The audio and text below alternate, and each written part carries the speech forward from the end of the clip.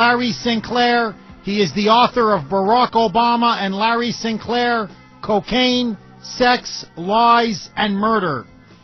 Mr. Sinclair, so you're in Mexico. You see Barack Obama deliver a keynote speech at the Democratic National Convention. You're saying, well, he's still just a politician. Exactly. And then but then he runs for president in 2008. Well, actually, it was in 2007 that I contacted his campaign. Okay, now why did you contact his campaign? Because I saw this guy, and I was watching news coverage of some people, some young kids in Philadelphia, who were telling, I think it was MSNBC, why they supported Obama or why they liked him. And they were talking about his drug use and about the fact that he was honest and transparent and this and that. And I'm like, wait a minute. You know, this isn't right. He needs to be honest. If he's going to be honest about his drug use, then tell the truth all the way to when he actually stopped. So I contacted the campaign. I never once mentioned the sexual encounters with the campaign. I simply said that he had lied about the extent of his drug use and he needed to come clean with it. Then I get these phone calls from someone identifying themselves as Donald Young. And this is something I think you and your audience needs to understand. That's right. Now, here is where the plot really thickens. All right, exactly. Go, Mr. Sinclair. So now Donald Young contacts you. Yeah, and he contacts me on cell phone numbers that were left with the campaign. This is a gentleman I've never met in my life, okay? And he claims to be a representative of the Obama campaign, and he asked me why I didn't ask them to, you know, come clean about the sexual encounter. That right there told me that this was no one that I had spoke to in the campaign, because I had never once mentioned the sexual encounters with the campaign. Never once. It was over the course of 3 months, a little more than 3 months, where he finally started opening up and explaining that he wasn't with the campaign, that he was actually intimately involved with Barack Obama, that he was the choir director at the church. Now, this was at Trinity, right? At Reverend Wright's church. Right. In one phone call, Donald Young had told me that he was consulting with his pastor, which at the time I figured, okay, it was Jeremiah Wright, the best way to come out and make the correction about his drug use. It was a couple of weeks later, in a subsequent phone call, that Donald Young is telling me not to expect him to come clean and starts having some hesitation in his voice and some concern about my safety. Little do I know it's not my safety that he should be concerned about. It was his. Now, when you say he didn't want to come out, he didn't want to come clean about himself in terms of his relationship with Obama? No. That Obama was not going to come clean about I got you. Okay. About his drug use. I follow you. Exactly. And then Donald Young says to you that he's worried about your safety, but you're now, in retrospect, you're thinking maybe he was worried about his safety. Well, no, he was worried about mine, but I think he should have been worried about his. Okay.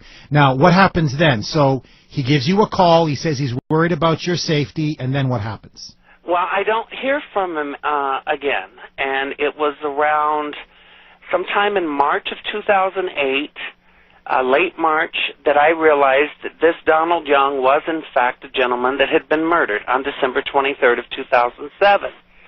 I contacted the Chicago Police Department, provided them a sworn affidavit in regards to the phone conversations had with this gentleman, the fact that I believed that his murder was related to Barack Obama and Jeremiah Wright, provided the Chicago Police Department with a list of cell phone numbers that had been contacted on and text messaged on, provided them... Now, Mr. Sinclair, I'll let you continue, but I'm just curious. When you say that Obama and Wright were involved in the murder of Donald Young, how do you mean?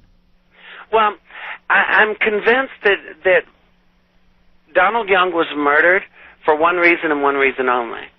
You could not smear Donald Young the way I have been smeared by the Obama administration. I have a past. It's very easy for you to attack me, okay?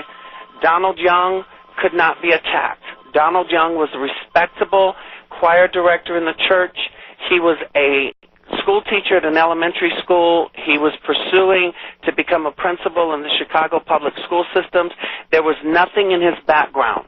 If Donald Young had have come out publicly and acknowledged that he had conversations with me, Barack Obama's campaign would have been stopped in the water. So you're saying that now? What did the police say when you asked them to investigate the murder? He was apparently shot dead, found dead in his apartment. Correct? That's correct. He was found shot with multiple gunshot wounds. The apartment door was closed. There was no forced entry. At first, people in South Chicago tried to say that there was a serial killer going after gay black men in the South Side of Chicago. That was quickly put to rest, and the media stopped reporting that. I had spoken with Detective McVickers. I've spoken with him off and on for almost, it's 2010, 2 years now. And this is Detective that's overseeing the case? He was the detective that contacted me on the morning after the Pennsylvania primary in 2008 regarding the affidavit that my attorney and I had filed with the Chicago Police Department. And now it's like he has been attacked and put under so much pressure to where now all I get is it's an open investigation. There's been no arrest made. Mr. Sinclair, let me ask you this. Go ahead. What is the public good of you coming out with this? In other words, what do you say? Let me just play devil's advocate. Mm-hmm. You're throwing all of these accusations against Obama. You're saying he did drugs with you. You're saying he had sex with you. You're saying that he may even have been involved in the murder of Donald Young, who you say was his longtime gay lover. Mm-hmm. How can you prove these accusations? How is this not just a form of National Enquirer sort of smears? And more than that, what's the public good?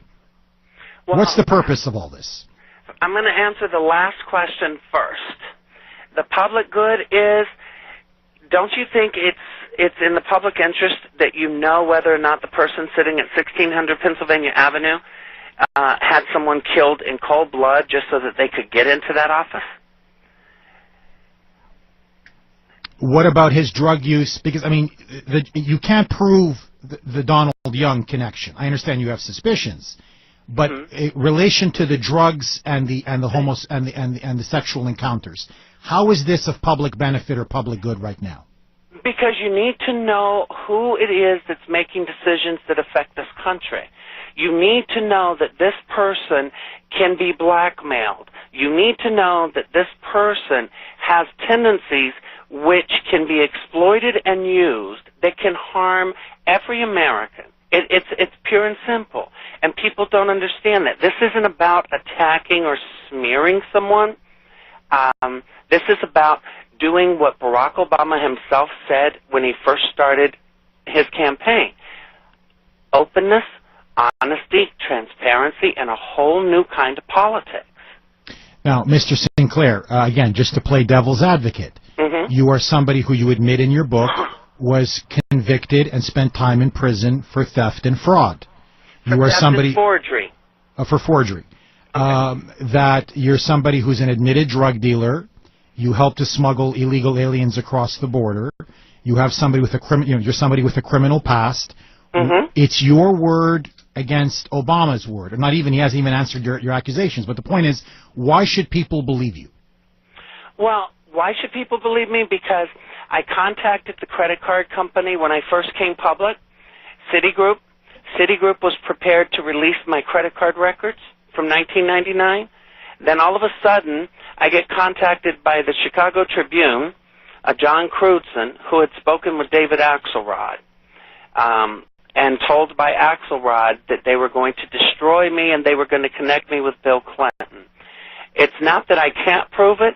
It's that every aspect that we have taken to pull these documents and these records, I could prove it simply if Barack Obama would agree to release his own cell phone records from 1999, his own Senate records. These are supposed to be public record, but nobody's releasing anything. All you do is you get hit with brick walls every time you go. Have you in any way been sued by either President Barack Obama, Michelle Obama, anybody connected to the Obama campaign, anybody connected to the Donald Young family. Anything regarding your accusations, has anybody sued you? Mr. Cooner, I have not been sued by anyone, and if you have had a chance to look through the book that I sent to your producer, you will find a host of names, named, and phone numbers in that book of everybody that I've come in contact with and everything that's transpired. And I guarantee you, I have not been sued by anyone. No one, I'm not even concerned that anyone would come after me legally in a civil court because they know they would lose. So, in other words, your argument is that, for example, if you, just for, not that you would, but just hypothetically, if you accused me of smoking crack cocaine with you in a limo and having homosexual sex, you're saying, well, Jeff, if it was a complete lie and fabrication, you would unleash you would unleash a pack of lawyers to devour me within 24 hours. So, in other words, if they're not willing to sue you, maybe it's because there's a lot of legitimacy to your case, correct? Exactly. People use the argument that, oh, Obama hasn't responded or taken legal action because it would just legitimize the accusation. That's not necessarily the case. I give this argument. He hasn't said anything or come after me because to do so would be what Bill Clinton did when Bill Clinton said I did not have sex with that woman. He would open himself up to being proven a liar. And Barack Obama's not going to take that chance because he knows he will be proven to be a liar. We are talking with Larry Sinclair. He is the author of Barack Obama and Larry Sinclair, Cocaine, Sex, Lies, and Murder.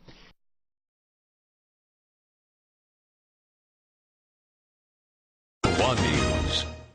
A man who worked as a choir conductor and school teacher is found shot to death. The victim, 47-year-old Donald Young. Good evening, everyone. Young's death has been ruled a homicide. His body was discovered yesterday morning inside his South Side home at 2320 East 69th Street. ABC 7's Michelle Gallardo is here now with more on the case and how Young is being remembered tonight. Michelle? Ravi, Donald Young was the fourth of 8 siblings. He was, according to those who loved him, the type of person who didn't take life for granted.